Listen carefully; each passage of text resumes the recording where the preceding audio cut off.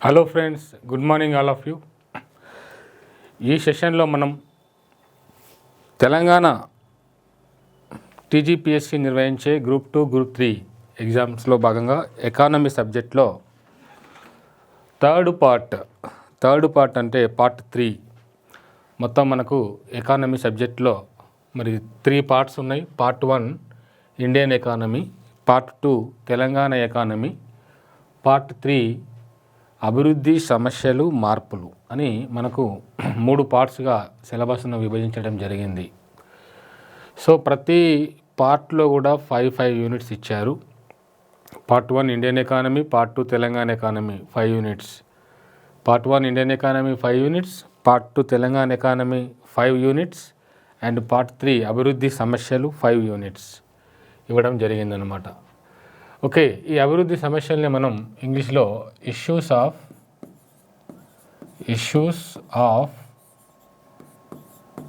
Development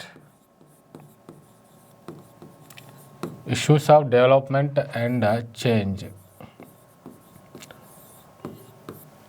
అభివృద్ధి సమస్యలు మరియు మార్పులు అనేది ఇక్కడ దీని యొక్క సారాంశం అన్నమాట, ఈ పార్ట్ 3 యొక్క హెడ్డింగ్. అయితే ఈ పార్ట్ 3లో మనకు 5 యూనిట్స్ ఉన్నాయి. యూనిట్ నెంబర్ 1 ఓకే, వృద్ధి అండ్ అభివృద్ధి.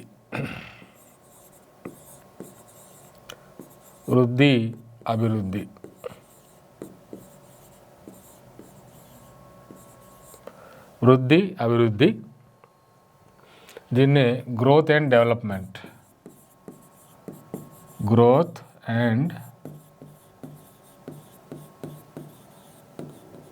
డెవలప్మెంట్ అంటారు. Growth and development. ఓకే, ఇకపోతే రెండవది సామాజిక అభివృద్ధి. రెండవ యూనిట్ కింద సామాజిక అభివృద్ధి, దీనినే ఇంగ్లీష్లో సోషల్ డెవలప్మెంట్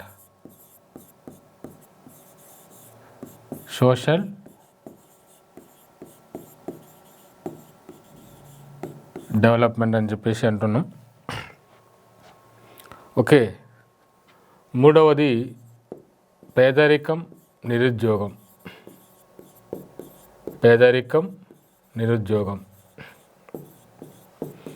దీనిని పావర్టీ అండ్ అన్ఎంప్లాయ్మెంట్.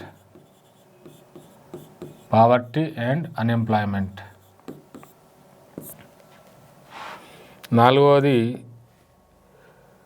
ప్రాంతీయ అసమానతలు,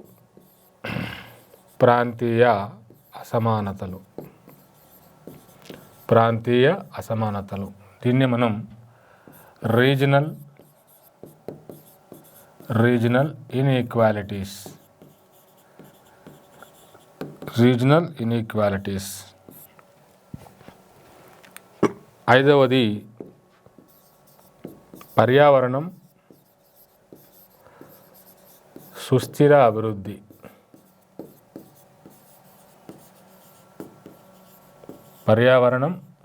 అభివృద్ధి. దీన్ని మనం ఇంగ్లీష్లో environment and sustainable development. So ఇలా మనకు ఈ యొక్క థర్డ్ పార్ట్లో మొత్తం 5 యూనిట్స్ ఇవ్వడం జరిగిందనమాట. నెంబర్ 1 వృద్ధి అభివృద్ధి, గ్రోత్ అండ్ డెవలప్మెంట్, సామాజిక అభివృద్ధి సోషల్ డెవలప్మెంట్, అండ్ థర్డ్ పేదరికం నిరుద్యోగం పావర్టీ అండ్ అన్ఎంప్లాయ్మెంట్, ఫోర్త్ 1 ప్రాంతీయ అసమానతలు రీజనల్ ఇన్ఈక్వాలిటీస్, ఫిఫ్త్ 1 పర్యావరణం సుస్థిర అభివృద్ధి ఎన్విరాన్మెంట్ అండ్ సస్టైనబుల్ డెవలప్మెంట్ అని 5 యూనిట్స్ మనకు సిలబస్లో ఇచ్చారు. కాబట్టి థర్డ్ పార్ట్ అనగానే ముందుగా ఈ 5 యూనిట్స్ హెడ్డింగ్స్ అనేటివి మన మైండ్లోకి రావాలి. ఇంటర్నల్గా ఏమేమి చదువుతాము, ఏ అంశాలు మనం ఫోకస్ చేస్తాం అనేది మనం డిస్కస్ చేద్దాం. ముందుగా ఈ 5 యూనిట్స్ అనేటివి నీకు ఇమీడియట్గా పిక్చర్లోకి రావాలి. ఇకపోతే మనం ఒక్కొక్క యూనిట్లో ఏ అంశాలు ఉంటాయి, వాటిని మనం ఎలా చదువుకోవాలనేది ఇప్పుడు మనం డిస్కస్ చేద్దాం. ముందుగా ఫస్ట్ 1 వృద్ధి అభివృద్ధి. వృద్ధి అభివృద్ధి.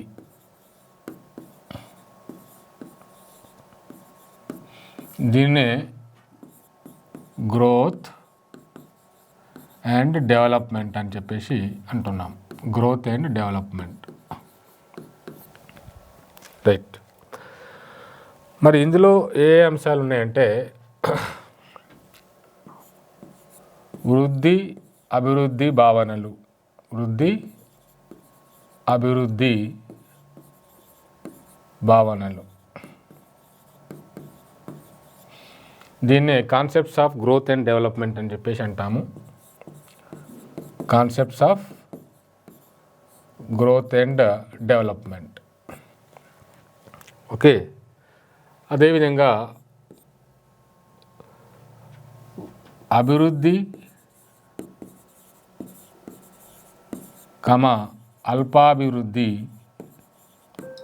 అల్పాభివృద్ధి లక్షణాలు.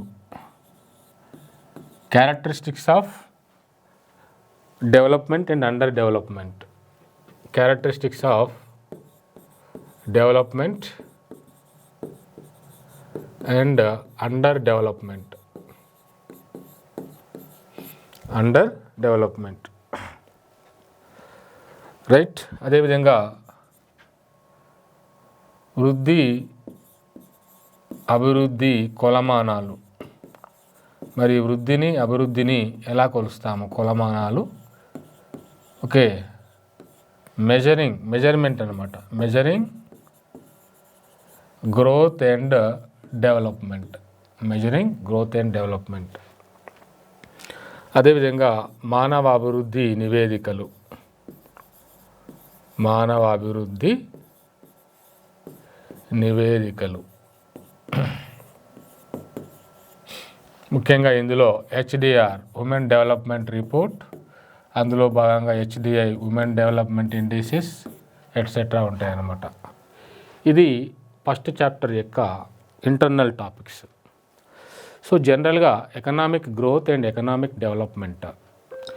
సో ఈ రెండు కూడా 1970 దశకం వరకు ఒకే ఎకనామిక్ గ్రోత్ ఒకే, అదేవిధంగా ఎకనామిక్ డెవలప్మెంట్ రెండు కూడా ఒకటే అని భావించడం జరిగింది. కానీ తర్వాత కాలంలో జరిపినటువంటి అధ్యయనంలో economic growth economic development they are different. Economic growth is a part of economic development అని చెప్పేసి గుర్తించడం జరిగింది. కాబట్టి ఆర్థిక వృద్ధి వేరు, ఆర్థిక అభివృద్ధి వేరు. ఆర్థిక వృద్ధిని ఎకనామిక్ గ్రోత్ అంటాము. Economic growth is only for financial matters. ఆర్థిక కోణంలో జరిగేటటువంటి వృద్ధిని ఎకనామిక్ గ్రోత్ అంటాము. మరి ఎకనామిక్ డెవలప్మెంట్ అంటే ఎకనామిక్ గ్రోత్ ఆర్థిక కోణంతో పాటుగా అనేక రకాల అంశాలు ఇందులో ఉంటాయి. Okay. Socio economic, okay, political and cultural aspects of the development అన్నమాట. అంటే ఎకనామిక్ డెవలప్మెంట్ అనేది ఆర్థిక వృద్ధితో పాటుగా, అంటే ఎకనామిక్ గ్రోత్తో పాటుగా సామాజిక, ఆర్థిక, రాజకీయ, సాంస్కృతిక పరమైనటువంటి అంశాలతో కూడుకొని ఒక వ్యక్తి యొక్క సర్వతోముఖాభివృద్ధికి సంబంధించినటువంటి అంశమే ఇక్కడ ఎకనామిక్ డెవలప్మెంట్. ఓకే. అంటే చాలా వేరియేషన్ ఉంటుందన్నమాట రెండింటికి. ఓకే. ఓన్లీ ఫైనాన్షియల్ యాంగిల్లో చూసేది ఎకనామిక్ గ్రోత్ అయితే, ఫైనాన్షియల్ యాంగిల్తో పాటుగా సామాజిక, ఆర్థిక, రాజకీయ, సాంస్కృతిక యాంగిల్లో చూసేది ఎకనామిక్ డెవలప్మెంట్.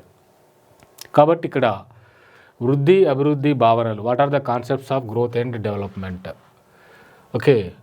అదేవిధంగా అభివృద్ధి అల్పాభివృద్ధి లక్షణాలు, what are the characteristics of development and under development. మరి కొన్ని దేశాలు అభివృద్ధి చెందిన దేశాలు ఉన్నాయి, కొన్ని వెనుకబడిన దేశాలు ఉన్నాయి, కొన్ని అల్పాభివృద్ధి చెందినటువంటి దేశాలు ఉన్నాయి. సో మరి అభివృద్ధి చెందిన దేశాల యొక్క క్యారెక్టరిస్టిక్స్ ఎలా ఉంటాయి, మరి అదేవిధంగా డెవలప్మెంట్లో వెనుకబడినటువంటి దేశాలు, అలా అల్పాభివృద్ధి చెందినటువంటి దేశాల యొక్క క్యారెక్టరిస్టిక్స్ ఎలా ఉంటాయి, వాటికి సంబంధించిన ఏమైనా నివేదికలు ఉన్నాయా, ఆ నివేదికలు ఏం చెప్తున్నాయి అనేది ఇక్కడ మనం చూస్తాం. అదేవిధంగా వృద్ధి అభివృద్ధి కొలమానాలు. సో వృద్ధిని ఎలా కొలుస్తాము, ఎకనామిక్ గ్రోత్ని ఎలా కొలుస్తాము, ఎకనామిక్ డెవలప్మెంట్ని ఎలా కొలుస్తాము, అసలు ఎకనామిక్ డెవలప్మెంట్ని ఖచ్చితంగా కొలవగలమా లేదా, కొలిస్తే ఏ అంశాలు మనకు అందుబాటులో ఉన్నాయి అనేటిది మనం ఇక్కడ చూస్తాం. తర్వాత మానవాభివృద్ధి నివేదికలు, హ్యూమన్ డెవలప్మెంట్ రిపోర్ట్స్. సో మరి హ్యూమన్ డెవలప్మెంట్ రిపోర్ట్స్ అనేది మరి UNDP, United Nations development programme వాళ్ళు వీటిని డెవలప్ చేస్తూ మనకి ఇస్తూ ఉన్నారు. సో దాంట్లో భాగంగా మానవాభివృద్ధి సూచీలు ఏం చెప్తా ఉన్నాయి, అందులో ముఖ్యంగా HDI, హ్యూమన్ డెవలప్మెంట్ ఇండెక్స్, మానవాభివృద్ధి సూచి, అందులో ఉన్నటువంటి అంశాలు మనకి ఏం చెప్తున్నాయి అనేది ఇందులో మనం డీటెయిల్గా చూస్తాం. ఓకే ఫ్రెండ్స్, సో ఈ చాప్టర్ కొంచెం థియరిటికల్ ఓరియంటెడ్. మనకు అనేక రకాల ఎకనామిస్టులు ఉన్నారు, వాళ్ళు అనేక రకాల మరి గ్రోత్ థియరీస్, వృద్ధి సిద్ధాంతాలు చెప్పి ఉన్నారు. ఓకే, మరి ఒక దేశం వెనుకబడిన దేశం, అక్కడ ఎలాంటి స్ట్రాటజీ ఫాలో అవ్వాలి, అభివృద్ధి చెందినటువంటి దేశాలు ఎలాంటి స్ట్రాటజీస్ ఫాలో అవ్వాలి, క్యాపిటల్ ఇంటెన్సివ్ మెథడ్స్ వాడాలన్నా, లేబర్ ఇంటెన్సివ్ మెథడ్స్ వాడాలన్నా. ఓకే, సో ఇలాంటి అనేక రకాల మనకు వృద్ధి సిద్ధాంతాలు అనేటివి ఉంటాయి. సో ఇక్కడ సిలబస్లో ఎక్కడ కూడా వృద్ధి సిద్ధాంతాలు అనే పదం కానీ దానికి సంబంధించినటువంటి మరి నోటీస్ కానీ లేదు ఇక్కడ మనకు. ఓకే, కాబట్టి వృద్ధి సిద్ధాంతాలు గురించి మనం అధ్యయనం చేయాల్సిన అవసరం లేదు. కానీ ఈ క్రమంలో, ఈ చాప్టర్ని అధ్యయనం చేసే క్రమంలో ఎక్కడైతే ఆ వృద్ధి సిద్ధాంతాలకు సంబంధించినటువంటి టాపిక్ వస్తుందో దాని గురించి మనం లైట్గా టచ్ చేస్తూ ఈ చాప్టర్ను చదవాల్సినటువంటి అవసరం ఉంటుందన్నమాట. ఓకే, సో మరి థియరిటికల్గా ఉంటుంది, కాన్సెప్ట్ ఓరియంటెడ్ ఉంటుంది, చాలా బ్యూటిఫుల్ చాప్టర్. మంచిగా అర్థం చేసుకుంటే ఈ చాప్టర్ని మంచిగా మరి మంచి స్కోర్ తెచ్చుకునేటటువంటి అవకాశం ఉంటుంది ఈ చాప్టర్లో. ఓకే, ఇకపోతే రెండవ చాప్టరు సామాజిక అభివృద్ధి. సామాజిక అభివృద్ధి, దీన్ని మనం ఏమంటామంటే social development. Social development, social development. మరి ఇందులో ఉన్నటువంటి టాపిక్స్ ఏంటంటే సామాజిక అవస్థాపన, సామాజిక అవస్థాపన, సామాజిక అవస్థాపన. దీన్ని మనం సోషల్ ఇన్ఫ్రాస్ట్రక్చర్ అంటారు. సోషల్ ఇన్ఫ్రాస్ట్రక్చర్, సోషల్ ఇన్ఫ్రాస్ట్రక్చర్ అని చెప్పేసి అంటాము. మరి సామాజిక వ్యవస్థాపనలో ముఖ్యంగా విద్య అంటే ఎడ్యుకేషన్, అదేవిధంగా వైద్యం, వైద్యం అంటే హెల్త్, వీటి గురించి మనం అధ్యయనం చేస్తాం. అంటే విద్య, ఎడ్యుకేషన్కి సంబంధించి మనకు స్వతంత్రం వచ్చినప్పటి నుంచి ఏ అంశాలు వచ్చినాయి, ముఖ్యంగా మరి జాతీయ విద్యా విధానాలు, నేషనల్ ఎడ్యుకేషన్ పాలసీస్ కానీ, ఎడ్యుకేషన్కి సంబంధించినటువంటి చట్టాలు కానీ, ఎడ్యుకేషన్కి సంబంధించి రాజ్యాంగంలో, భారత రాజ్యాంగంలో ప్రొవిజన్స్, రాజ్యాంగం ప్రొవిజన్స్, రాజ్యాంగంలో పొందుపరచబడినటువంటి అంశాలు కానీ. ఓకే, ఎడ్యుకేషన్కి సంబంధించి మరి వచ్చినటువంటి పథకాలేంటి, కార్యక్రమాలేంటి. ఓకే, కార్యక్రమాలేంటి. అదేవిధంగా మరి ఎడ్యుకేషన్కి సంబంధించి ఎకనామిక్ సర్వే ప్రకారం ఇటు ఇండియా అయినా సరే అటు తెలంగాణ అయినా సరే మరి ఎకనామిక్ సర్వే ఏం చెప్తా ఉంది. ఓకే, దానికి సంబంధించిన వివరాలన్నీ కూడా మనం ఇక్కడ చదువుతాం అన్నమాట. ముఖ్యంగా లేటెస్ట్గా వచ్చినటువంటి నూతన జాతీయ విద్యా విధానం గురించి కూడా మనం డీటెయిల్గా ఇందులో చదవాల్సినటువంటి అవసరం ఉంటుంది. ఇక ఎడ్యుకేషన్ పరంగా అనేక రకాల పథకాలు వచ్చినాయి, మనకు కార్యక్రమాలు వచ్చినాయి, అవన్నింటి గురించి మనం వివరంగా చూడాల్సిన అవసరం ఇక్కడ ఉంటుంది.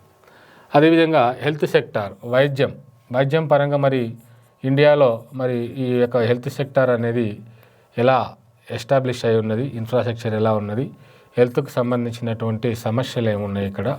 ఓకే, ఇటు ఇండియా కానీ అటు తెలంగాణ కానీ హెల్త్ పరంగా ప్రభుత్వం తీసుకున్నటువంటి కార్యక్రమాలు కానీ, చట్టాలు కానీ, లేకుంటే మిషన్స్ కానీ, అదేవిధంగా పథకాలు, స్కీమ్స్ కానీ ఏమేమి తీసుకొచ్చింది అనేటిది మనం ఇక్కడ ఇందులో భాగంగా సామాజిక వ్యవస్థాపనలో భాగంగా అధ్యయనం చేస్తాం.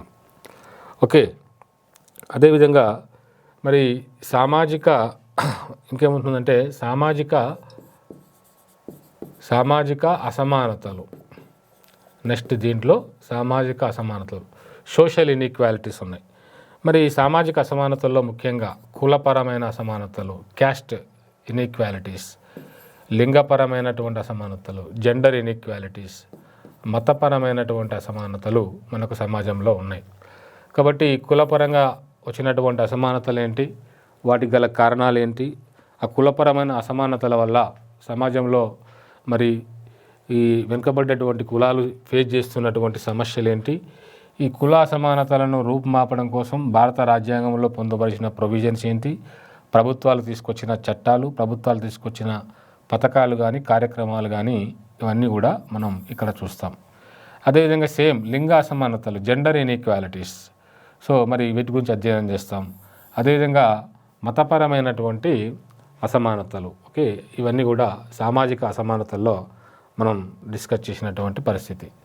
అదేవిధంగా సామాజిక పరివర్తన, నెక్స్ట్ దీంట్లో ఉన్నటువంటి టాపిక్ ఏంటంటే సామాజిక పరివర్తన, సోషల్ ట్రాన్స్ఫర్మేషన్.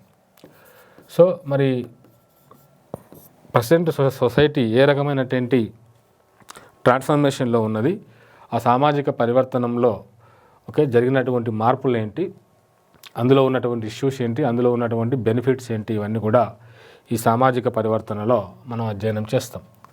నెక్స్ట్ సామాజిక భద్రత, నెక్స్ట్ సోషల్ సెక్యూరిటీ, సామాజిక భద్రత, సోషల్ సెక్యూరిటీ అంటాము.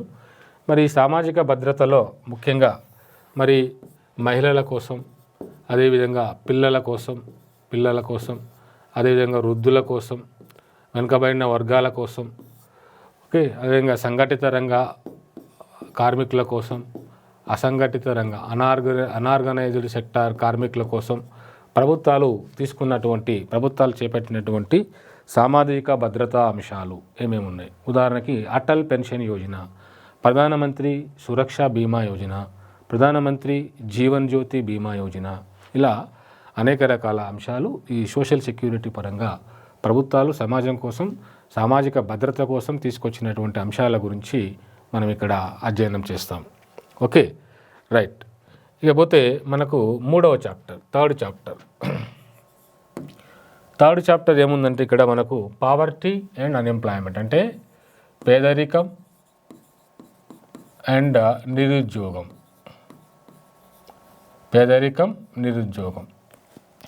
మరి పావర్టీ అన్ఎంప్లాయ్మెంట్లో పేదరికం ఉంది, నిరుద్యోగం ఉంది, పావర్టీ ఉంది, అన్ఎంప్లాయ్మెంట్ ఉంది. ఇందులో ఇక ముఖ్యంగా పేదరిక భావనలు, okay, concepts of the poverty, ఆదాయ అసమానతలు, ఇన్కమ్ ఇన్ఈక్వాలిటీస్, ఆదాయ అసమానతలు, ఓకే, పేదరికం కొలమానాలు, పేదరికాన్ని ఎలా కొలుస్తారు, పేదరికంపై నియమించబడిన వివిధ కమిటీలు, ఓకే, ఏ కమిటీలు వేశారు, భారతదేశంలో పేదరికాన్ని అంచనా వేస్తూ ఎలా వచ్చారు, మనకు పేదరికాన్ని అంచనా వేసే సంస్థ ఏది, మనకు ముఖ్యంగా NSSO రౌండ్స్ ఉంటాయి, NSSO రౌండ్స్, ఓకే, మనకు NSSO 68th రౌండ్, 68వ రౌండు 2011-12 మనకు చివరిగా జరిగినటువంటి పేదరికపు అంచనా, ఓకే, రౌండ్స్ అన్నమాట. సో మనకు మరి అనేక రకాల కమిటీలు వేసారు దీంట్లో పేదరికం పైన, ఓకే. మరి Dandekar and Nilakantha Rath, YK Alagh committee, DT Lakdawala committee, Suresh Tendulkar committee, doctor C Rangarajan committee, ఒకే విధంగా నీతి ఆయోగ్, ఓకే, మరి వైస్ చైర్మన్గా ఉన్నటువంటి నీతి ఆయోగ్ ఆధ్వర్యంలో ఏర్పాటు చేయబడినటువంటి కమిటీ. ఈ కమిటీలన్నీ ఏం చెప్పినాయి, భారతదేశంలో పేదరికాన్ని కొలవడం కోసం ఉపయోగించే పద్ధతులు ఏమున్నాయి, ఆ పద్ధతుల్లో తీసుకురావాల్సిన మార్పులు ఏంటి, వాటి ప్రకారం కొలిసినప్పుడు భారతదేశంలో పేదరికం యొక్క అంచనాలు ఎలా ఉన్నాయి. ఫర్ ఎగ్జాంపుల్ NSSO 68వ రౌండ్ 2011-12 ప్రకారం భారతదేశంలో 21.9% పేదరికం ఉన్నది అని చెప్తా ఉన్నారు. ఓకే, దీనికి సంబంధించిన వివరాలన్నీ కూడా మనం ఈ యొక్క పేదరికం గురించి అధ్యయనం చేస్తాం. ఇకపోతే నిరుద్యోగం అంటే అన్ఎంప్లాయ్మెంట్, నిరుద్యోగ భావనలు, అన్ఎంప్లాయ్మెంట్ కాన్సెప్ట్స్, నిరుద్యోగం రకాలు, అదేవిధంగా నిరుద్యోగాన్ని అంచనాలు, నిరుద్యోగాన్ని ఎవరు కొలుస్తారు, ప్రజెంట్ ఏంటంటే PLFS వచ్చింది, పీరియాడిక్ లేబర్ ఫోర్స్ సర్వేస్, 2017-18 నుంచి ప్రతి సంవత్సరం ఈ PLFS అనే కాన్సెప్ట్ నడుస్తూ ఉన్నది, పీరియాడిక్ లేబర్ ఫోర్స్ సర్వే అనేటువంటివి. అంతకుముందుకు పేదరికానైనా నిరుద్యోగానైనా ప్రతి 5 సంవత్సరాలకు ఒకసారి ఈ NSSO వాళ్ళు సర్వే చేసి నిర్వహించి మరి పేదరిక అంచనాలను లెక్కగట్టగా ప్లానింగ్ కమిషన్ ప్రణాళిక సంఘం అధికారికంగా ఈ పేదరికపు అంచనాలను కానీ నిరుద్యోగపు అంచనాలను కానీ ప్రకటించేది. But as of now there is no planning commission. Okay, NITI Aayog వచ్చింది కాబట్టి 2017-18 నుంచి ప్రతి సంవత్సరం పీరియాడిక్ లేబర్ ఫోర్స్ సర్వే ద్వారా నిరుద్యోగ అంచనాలు వేస్తూ ఉన్నారు. ఓకే, కాబట్టి ఈ పీరియాడిక్ లేబర్ ఫోర్స్ సర్వే కంటే ముందు NSSO రౌండ్స్ ద్వారా మరి పేదరికపు అంచనాలు నిరుద్యోగ అంచనాలు చూసి తర్వాత ఈ 2017-18 తర్వాత PLFS ద్వారా నిరుద్యోగ అంచనాలు ఎలా ఉన్నాయి, ట్రెండ్స్ ఎలా ఉన్నాయి అనేది మనం ఈ చాప్టర్లో మరి డీటెయిల్గా చూస్తామన్నమాట. థర్డ్ పార్ట్ పేదరికం నిరుద్యోగం. ఇకపోతే 4వ చాప్టర్ ఏంటంటే సామాజిక అసమానతలు. సామాజిక అసమానతలు సామాజిక అసమానతలు ప్రాంతీయ అసమానతలు. ఫోర్త్ చాప్టరు ప్రాంతీయ అసమానతలు.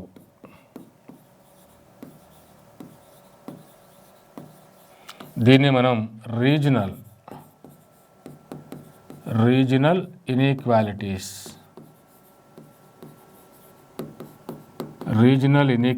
అంటాము, ప్రాంతీయ అసమానతలు అని చెప్పేసి అంటాము. మరి ఈ ప్రాంతీయ అసమానతలు ఈ యొక్క యూనిట్లో ముఖ్యంగా మనము ప్రాంతీయ అసమానతలు రీజనల్ ఇన్ఈక్వాలిటీస్ అంటే ఏంది, ఈ రీజనల్ ఇన్ఈక్వాలిటీస్ ఎందుకు ఏర్పడ్డాయి, ప్రాంతీయ అసమానతలు ఏర్పడడానికి గల కారణాలేంటి, ఈ ప్రాంతీయ అసమానతలు ఏర్పడడం వల్ల మరి వేర్పాటువాద ఉద్యమాలు ప్రత్యేక రాష్ట్ర ఉద్యమాలు రావడం, ఓకే, వాటి వల్ల జరిగినటువంటి మరి నష్టాలు ప్రతికూల ప్రభావాలు ఎలా ఉన్నాయి. Okay right. ప్రాంతీయ అసమానతలను అధ్యయనం చేయడం కోసం ప్రభుత్వం ఏర్పాటు చేసినటువంటి కమిటీలు Dattu commission, Pandey commission, Wanchoo commission, okay ఇలా అనేక రకాల కమిటీలు ఏర్పాటు చేశారు. ఆ కమిటీలు ఏం చెప్తున్నాయి, మరి ఆ కమిటీల యొక్క సూచనల ఆధారంగా మరి ప్రాంతీయ అసమానతలను రూపుమాపడం కోసం వివిధ పంచవర్ష ప్రణాళికల కాలంలో ప్రభుత్వం తీసుకున్నటువంటి చర్యలేంటి, ప్రభుత్వం మరి అమలు చేసినటువంటి కార్యక్రమాలు పథకాలు ఏంటి. ఉదాహరణకి desert development programme, drought prone area development programme, command area development programme, hill area development programme. ఇలా మరి ఏ ప్రాంతం అయితే వెనుకబడి ఉన్నదో ఆ ప్రాంతాన్ని అభివృద్ధి పథంలోకి తీసుకురావడం కోసం, పారిశ్రామికీకరణ ఆ ప్రాంతంలో మెరుగుపరచడం కోసం ప్రభుత్వం అనేక రకాల కార్యక్రమాలని ప్రణాళికల కాలంలో భాగంగా అమలు చేయడం జరిగిందనమాట. కాబట్టి ప్రాంతీయ అసమానతలు అంటే ఏమిటి, ఎందుకు ఏర్పడ్డాయి దేశంలో, వివిధ కమిటీలు ఏం చెప్పినాయి, ఆ కమిటీలు ఏ రకమైనటువంటి సూచనలు చేస్తే ప్రాంతీయ అసమానతలు రూపుమాపుతాయని చెప్పినాయి. మరి కమిటీలు చేసిన సూచనల ప్రకారం ప్రభుత్వం ప్రాంతీయ అసమానతలను రూపుమాపడం కోసం తీసుకున్నటువంటి చర్యలు ఏంటి, what are the measures that have been taken by the government to eradicate the regional inequalities అనేది మనం ఇక్కడ ఈ ప్రాంతీయ అసమానతల్లో చదువుతాం. దీని తర్వాత ఇందులో ఉన్న మరొక అంశం ఏంటంటే ప్రాంతీయ అసమానతలో ఉన్న మరో టాపిక్ ఏంది, పట్టణీకరణ అర్బనైజేషన్ అన్నమాట. ఈ అర్బనైజేషన్ అంటే ఏంటి, భారతదేశంలో మరి 2011 జనాభా లెక్కల ప్రకారం పట్టణీకరణ తీరుతెన్నులు ఎలా ఉన్నాయి, ట్రెండ్స్ ఎలా ఉన్నాయి, 1951 నుంచి 2011-12 వరకు ఈ అర్బనైజేషన్ అనేది ఎలా ఉంది భారతదేశంలో. ఓకే, పట్టణీకరణ ఒకవైపు అభివృద్ధికి సూచిక అయితే మరొక వైపు పట్టణీకరణ మురికివాడల ఏర్పాటు లాంటి సమస్యలకు దారితీస్తూ ఉంటుంది. కాబట్టి ఇవన్నీ కూడా మనం ఈ అర్బనైజేషన్ పట్టణీకరణలో అధ్యయనం చేస్తాం. తర్వాత నెక్స్ట్ దీంట్లో ఉన్న మరో టాపిక్ ఏంటంటే వలస. దీన్నే మనం మైగ్రేషన్ అంటాము, రైట్. సో మరి వలస భావనలు, మైగ్రేషన్ అంటే ఏంటి, మైగ్రేషన్ రకాలు ఏంటి, మైగ్రేషన్ కొలమానాలు ఎలా ఉంటాయి, వలస ఏర్పడడానికి గల కారణాలు, push factors, okay, full factors. So ఈ వలస మరి ఫ్యాక్టర్స్, వాటికి సంబంధించిన అంశాలన్నీ కూడా మనం వలస గురించి అధ్యయనం చేస్తాం. ఈ తర్వాత దీంట్లో ఉన్న మరొక టాపిక్ ఏంటంటే నిర్వాసిత్వం భూసేకరణ ల్యాండ్ యాక్విజిషన్ అంటాం భూసేకరణని. నిర్వాసిత్వం, భూసేకరణ, పునరావాసం, పునరుపాధి అని అంటున్నాం. నిర్వాసిత్వం అంటే డిస్ప్లేస్మెంట్,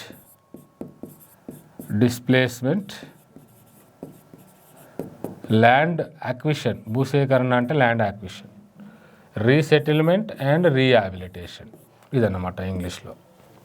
అంటే అభివృద్ధి ప్రాజెక్టుల కోసం ప్రజా ప్రయోజనార్థం డెవలప్మెంట్ ఇండ్యూస్డ్ డిస్ప్లేస్మెంట్ అంటారు. అభివృద్ధి ప్రేరిత నిర్వాసిత్వం అంటే ఏదైనా ఒక ప్రదేశంలో ఏదైనా ఒక అభివృద్ధి ప్రాజెక్టు, అంటే ఇప్పుడు ఒక నీటిపారుదల ప్రాజెక్టు కట్టాలి, లేదా ఒక ఇండస్ట్రీని ఎస్టాబ్లిష్ చేయాలి, లేదా ఒక సెజ్ను ఏర్పాటు చేయాలి, లేదా గృహ సముదాయాలను నిర్మించాలి, రైట్, లేదా మైనింగ్ చేయాలి. సో వీటి కోసం భూమి అవసరమవుతుంది. మరి ఆ ప్రాంతంలో ఎవరైతే నివసిస్తూ ఉన్నారో అక్కడ ఉన్నటువంటి ఆ ప్రజలని బలవంతంగా అక్కడి నుంచి వేరే ప్రాంతానికి తరలించడానిక నిర్వాసిత్వం అంటాము.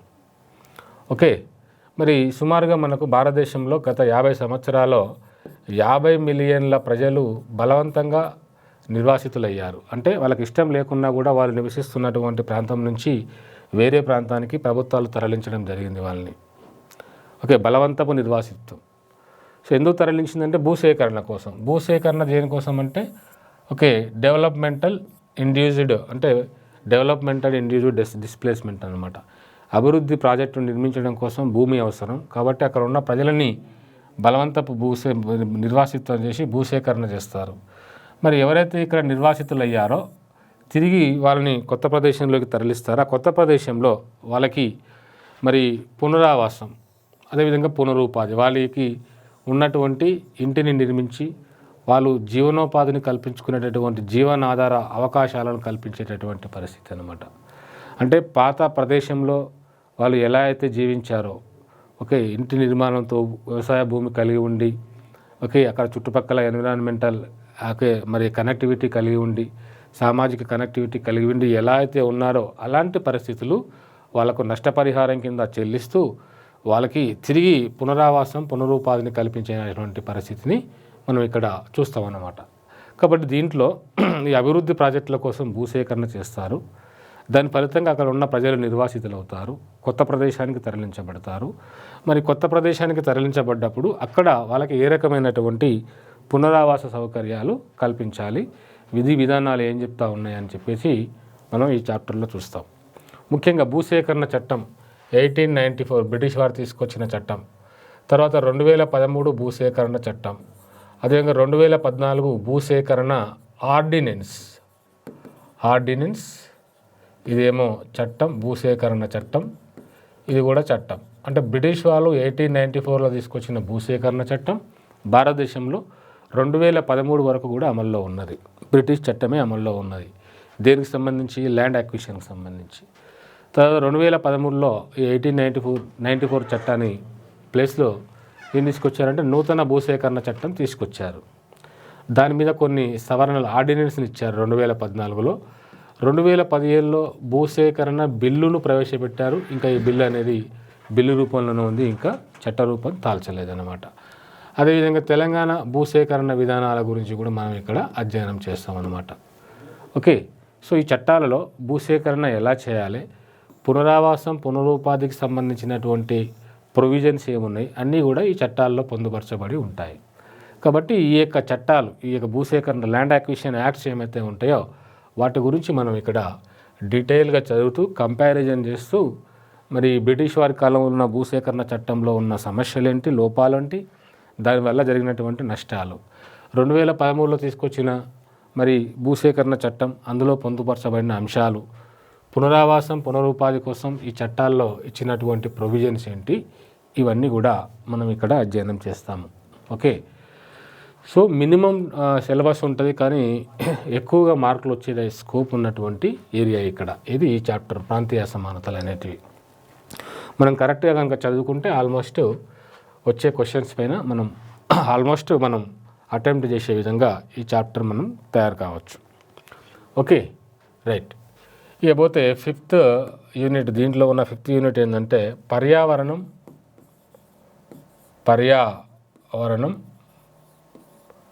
సుస్థిర అభివృద్ధి.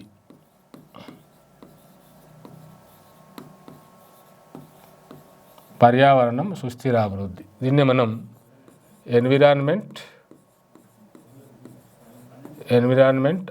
అండ్ సస్టైనబుల్ డెవలప్మెంట్ అంటాము. Environment and sustainable development. ఇందులో ఉన్న ఏమున్నాయంటే పర్యావరణ అంశాలు, పర్యావరణ భావనలు లేదా అంశాలు. అంటే పర్యావరణం, ఎన్విరాన్మెంట్ అంటే ఏమిటి, అందులో ఏమి భాగస్తులు ఉంటాయి, ఓకే, అనేక రకాల జీవులు ఉంటాయి, ఓకే, మరి అందులో బయోడైవర్సిటీకి సంబంధించిన అంశాలు. కాబట్టి పర్యావరణ అంశాల గురించి అధ్యయనం చేస్తాం. అదేవిధంగా పర్యావరణ పరిరక్షణ,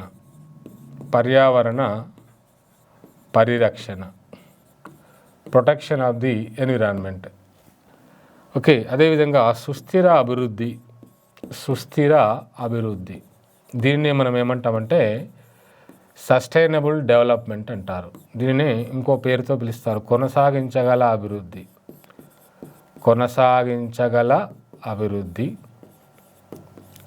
దీనినే నిలకడగల అభివృద్ధి అనే పేర్లతో పిలుస్తారు. అన్నింటిని కూడా ఇంగ్లీష్లో సస్టైనబుల్ డెవలప్మెంట్ అంటాము. సో మరి ఈ సుస్థిర అభివృద్ధి అనేది చాలా పవర్ఫుల్ టాపిక్. ఇప్పుడు చాలా మరి బాగా నోటెడ్ అయినటువంటి టాపిక్ అన్నమాట.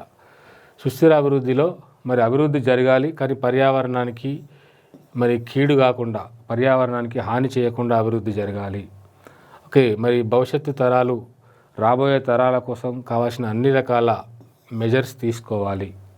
ఓకే, భవిష్యత్తు తరాల కోసం కావాల్సిన అన్ని రకాల భద్రతా చర్యలను తీసుకోవాలని చెప్పేదే ఇక్కడ సుస్థిర అభివృద్ధి. కాబట్టి సుస్థిర అభివృద్ధి లక్ష్యాలు ఉంటాయి. ఎస్డిజి, సస్టైనబుల్ డెవలప్మెంట్ గోల్స్ 2015 నుంచి 2030కి సంబంధించినటువంటి, ఓకే, మనకు మరి ఎస్డిజి లక్ష్యాలు 17 లక్ష్యాలు ఉన్నాయి, 17 గోల్స్. ఆ 17 లక్ష్యాలు సంబంధించిన అంశాల గురించి మనం ఇక్కడ చదువుతూ మరి ఇంతవరకు మనం ఆల్మోస్ట్ ఒక 10 years దాటేసినాం ఈ సుస్థిర అభివృద్ధి లక్ష్యాలు ఏర్పాటు చేసుకొని. సో ఇప్పటి వరకు మనం జరిగినటువంటి ప్రోగ్రెస్ ఏంటి, sustainable development it is not only for just one country, it is applicable to the entire world అన్నమాట. ప్రపంచ దేశాలన్నీ కూడా ఈ సస్టైనబుల్ డెవలప్మెంట్ గోల్స్ని, ఓకే, మరి రిఫరెన్స్గా తీసుకొని ఈ యొక్క సుస్థిర అభివృద్ధి కోసం పాటుపడుతూ ఉంటాయి. కాబట్టి వాటి యొక్క వివరాలు ఎలా ఉన్నాయి అనేది మనం ఇక్కడ చాలా డీటెయిల్గా చూడాల్సిన అవసరం ఉంటుంది. అదేవిధంగా పొల్యూషన్ అంటే కాలుష్యం అంటే ఏమిటి, కాలుష్యం ఎన్ని రకాలుగా ఉంటుంది, ఓకే, కాలుష్యాన్ని నివారించడం కోసం, కంట్రోల్ చేయడం కోసం ప్రభుత్వం తీసుకుంటున్నటువంటి చర్యలు ఏంటి, ఈ కాలుష్యం పర్యావరణం పైన ఎలాంటి ప్రభావాన్ని చూపిస్తుంది, effects of the pollution on environment అన్నమాట. Okay, right. దీంతోపాటు మరి పర్యావరణ పరిరక్షణ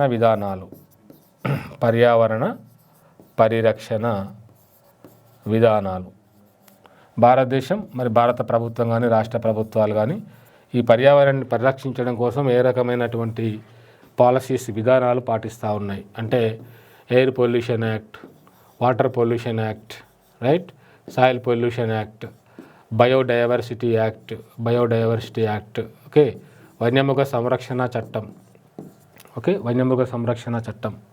పర్యావరణ పరిరక్షణ చట్టం, ఇలా అనేక రకాల చట్టాలు వచ్చినాయి. ఆ చట్టాలు ఎప్పుడెప్పుడు వచ్చినాయి, అందులో పొందుపరచబడ్డటువంటి కీలకమైనటువంటి ముఖ్యమైనటువంటి అంశాలు ఏంటి అనేది మనం ఇక్కడ చదువుతాం అన్నమాట. ఓకే ఫ్రెండ్స్, కాబట్టి ఈ యొక్క పర్యావరణం, అదేవిధంగా సుస్థిర అభివృద్ధి అనేది మరి పర్యావరణ భావనలు, పర్యావరణ పరిరక్షణ అంటే ఏమిటి, అదేవిధంగా కాలుష్యం అంటే ఏంటి, కాలుష్యం ఎన్ని రకాలుగా ఉంటుంది, ఆ కాలుష్య నివారణ కోసం ప్రభుత్వం ఏ రకమైన మెజర్స్ తీసుకున్నది, కాలుష్యం పర్యావరణం పైన ఏ రకమైన ప్రతికూల ప్రభావాన్ని చూపిస్తూ ఉంటుంది, అదేవిధంగా పర్యావరణ పరిరక్షణ కోసం ప్రభుత్వం విధానాలు ఎలా ఉన్నాయి, ఓకే, వివిధ పాలసీస్, విధానాలు కావచ్చు, చట్టాలు కావచ్చు, పర్యావరణ పరిరక్షణ కోసం ప్రభుత్వం తీసుకొచ్చిన పథకాలు కావచ్చు, ఇవన్నీ అధ్యయనం చేస్తాం.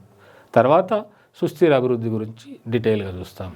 సుస్థిర అభివృద్ధి అంటే ఏమిటి, దాని యొక్క లక్షణాలు ఎలా ఉంటాయి, ఒక సుస్థిర అభివృద్ధికి సంబంధించి వివిధ రిపోర్ట్లు ఏం చెప్తా ఉన్నాయి, అదేవిధంగా ఈ sustainable development goals SDG goals 17 goals ఉన్నాయి కదా, అవంటే ఏమిటి, వాటి యొక్క ప్రోగ్రెస్ ఎలా ఉంది అనేది మనం ఈ చాప్టర్లో డిస్కస్ చేస్తాం అన్నమాట.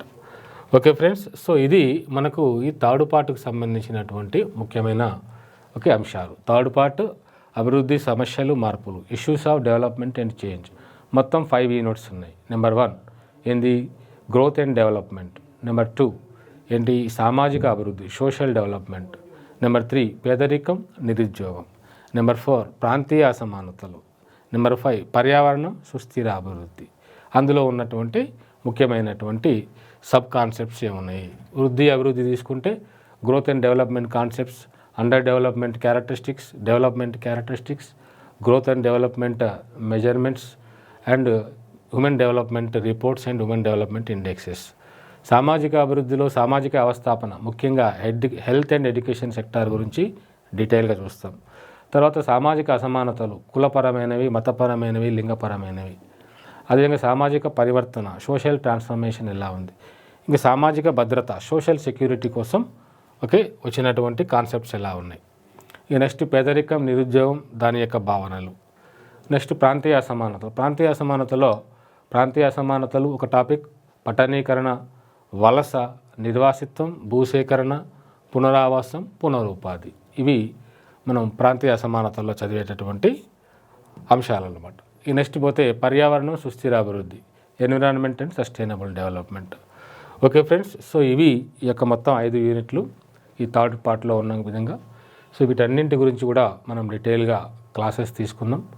So concepts and as well as static data ఉంటుంది ఇక్కడ. మనం ఎక్కువగా కొంచెం గుర్తుపెట్టుకోవాల్సింది ముఖ్యంగా చట్టాలు, విధానాలు, పాలసీస్, ఇలాంటి అంశాలు ఎక్కువగా ముడిపడి ఉంటాయి ఇక్కడ.